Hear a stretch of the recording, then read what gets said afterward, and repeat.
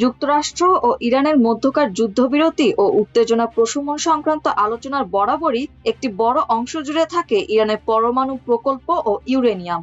গত প্রায় 2 যুগ ধরে ইরানের পরমাণু প্রকল্প ও ইউরেনিয়াম নিয়ে বিরোধ চলছে ওয়াশিংটন ও তেহরানের মধ্যে। ইরান সবসময় দাবি করে আসছে যে দেশটির পরমাণু কর্মসূচির উদ্দেশ্য শান্তিপূর্ণ, কিন্তু যুক্তরাষ্ট্র এবং তার মিত্র ইসরায়েল কখনো তা বিশ্বাস করেনি।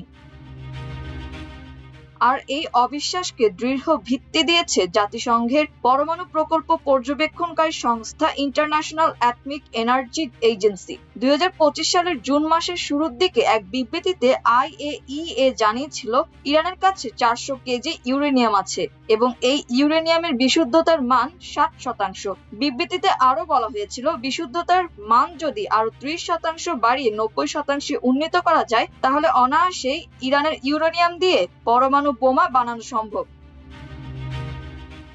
আইএইএ এই বিবৃতি দেওয়ার পর থেকেই ইরানের ইউরেনিয়াম নিয়ে বিতর্ক মাথাচাড়া দিয়ে ওঠে।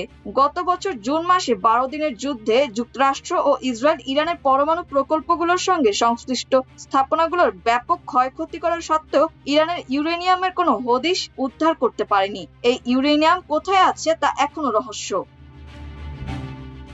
ইরানের পরমাণু কর্মসূচি নিয়ে ওয়াশিংটন ও তেহরানের আলোচনার কেন্দ্রে সবসময় থাকে ইউরেনিয়াম। যুক্তরাষ্ট্র চায় ইরান তার ইউরেনিয়াম হস্তান্তর করুক, অন্যদিকে ইরান সবসময় এই আহ্বান প্রত্যাখ্যান করে আসছে।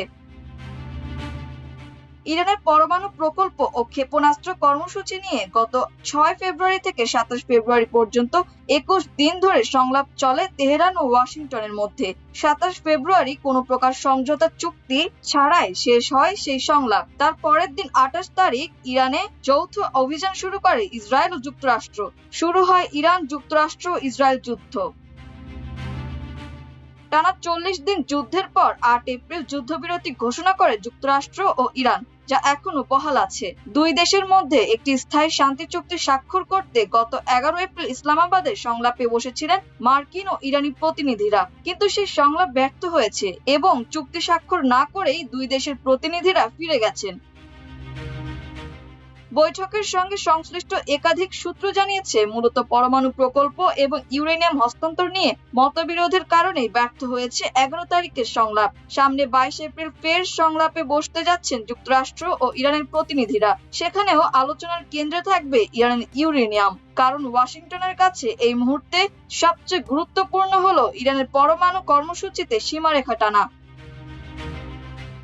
অন্যদিকে ইরান যদি যুক্তরাষ্ট্রের সঙ্গে চুক্তি করতে পারে তাহলে একদিকে তেহরানের ওপর থেকে যুক্তরাষ্ট্রের নিষেধাজ্ঞার পাহাড় সরবে, অন্যদিকে যুক্তরাষ্ট্রের কাছ থেকে নিরাপত্তা নিশ্চয়তাও মিলবে। কিন্তু একটি চুক্তির জন্য ইরান তার এত বছরের পরমাণু কর্মসূচিকে সীমিত করতে ইচ্ছুক হবে কিনা সেটাই এখন দেখার বিষয়।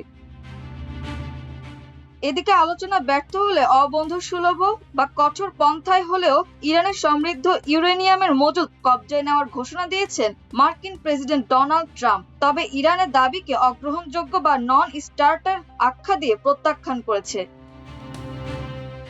ট্রাম্প দাবি করেছেন যুক্তরাষ্ট্রের সঙ্গে আলোচনায় ইরান সবকিছুতে রাজি হয়েছে, এর মধ্যে দেশটির সমৃদ্ধ ইউরেনিয়াম সরিয়ে যৌথভাবে যুক্তরাষ্ট্রে নিয়ে যাওয়ার বিষয় রয়েছে।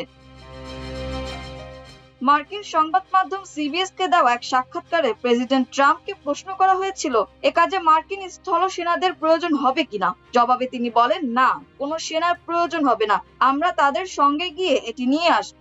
ততক্ষণে আমাদের মধ্যে একটি চুক্তি হয়ে যাবে, আর চুক্তি থাকলে তো লড়াইয়ের প্রয়োজন নেই।